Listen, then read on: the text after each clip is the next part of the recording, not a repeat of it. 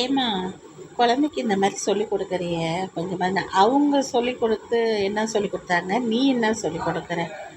அந்த குழந்தை அப்படியே பேன்னு முழிக்குது.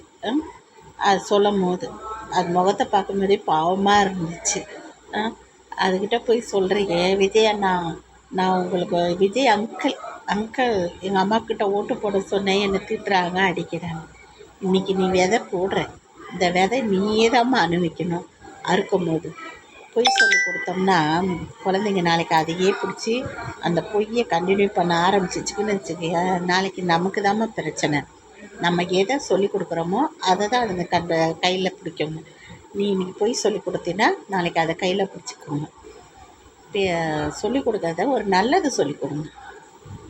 ஒரு 4 பேருக்கு தானம் பண்ணுறத சொல்லிக் கொடுங்க, இல்லை படிப்பை சொல்லிக் கொடுங்க, இல்லை வீட்டுக்கு வரவங்கள வாங்கன்னு சொல்லிக் கொடுங்க, வீட்டுக்கு வந்தவங்களுக்கு தண்ணி எடுத்துகிட்டு வந்து கொடுக்க சொல்லிக் கொடுங்க. எவ்வளோ இருக்குது. நீ என்ன படிக்க போகிறேன்னு சொல்லிக் கொடுங்க, என்ன ஆக போகிறேன்னு சொல்லிக் கொடுங்க. அதை விட்டுட்டு குழந்த மனசில் விதை போடுறீங்க பாருங்கள், எப்படி ஒரு விதை போடுறீங்க. எனக்கே அதை பார்த்தோன்னா, அந்த குழந்தைய பார்த்தோன்னா ரொம்ப பாவமாகிடுச்சு. அது அப்படியே பயந்து பேசணும்.